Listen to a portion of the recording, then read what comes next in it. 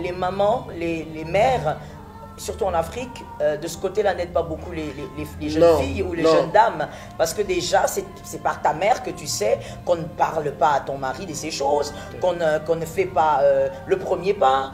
Parce que déjà ça, justement, la femme ne peut pas demander. Mais justement, parce que ce sont nos mères, en fait, qui nous enseignent les choses de cette manière. C'est une personne humaine comme toute autre. Quand elle a besoin de son mari, l'apôtre Paul le dit dans la parole de Dieu, l'apôtre Paul dit que le corps de l'homme est pour la femme et le corps de la femme est pour l'homme. Oui. Donc c'est le droit de la femme de dire « amène-moi ton corps là ».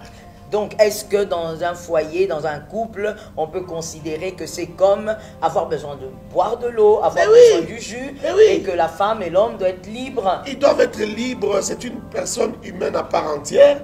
Parfois, elle a envie. Quand toi, tu n'as pas envie, tu peux la servir.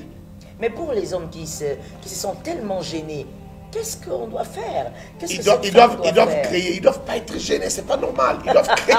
Mais il est comme ça. Ils doivent créer ce cadre. Si lui n'arrive pas, que la femme y arrive au moins, mais avec sa permission. C'est-à-dire que l'homme sache que la femme peut m'en parler, la femme peut faire les premiers pas. Vous savez, il y a même des hommes qui éteignent la lumière quand ils veulent prendre leur femme, ou les femmes qui éteignent la lumière. Il ne veut pas que l'homme la voie nue, toute nue, debout. Non, vous devez vous voir nu, vous devez vous regarder nu.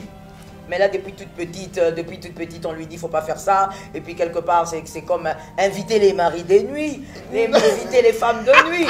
Eh bien, écoute, avec tous les enseignements ça me fait rire. Qui polluent quand même la ville. Excusez-moi de dire ça, mais vraiment, il faut que je le dise. Excusez-moi, c'est villageois. Il ne faut pas dire que les maris de nuit vont entrer parce que tu as vu ta femme nue. N'as-tu jamais vu une femme nue quelque part?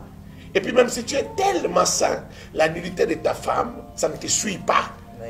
En fait, la nudité de ta propre femme ne peut pas te suyer. Comme la parole de Dieu le dit, comme l'apôtre Paul le dit, si on va sur ce verset, comme le verset que tu viens de citer, le corps de la femme appartient à l'homme, donc la nudité de la femme et la nudité de l'homme, et la nudité de l'homme et la nudité de la femme. Mais c'est du corps dont l'apôtre Paul parle.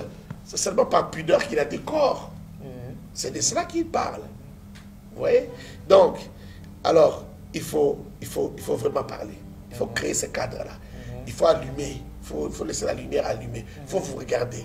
Il faut vous attirer. Ça ne doit pas être mécanique. Hein? Comme quelqu'un qui veut aller jeter quelque chose dans la poubelle. Non.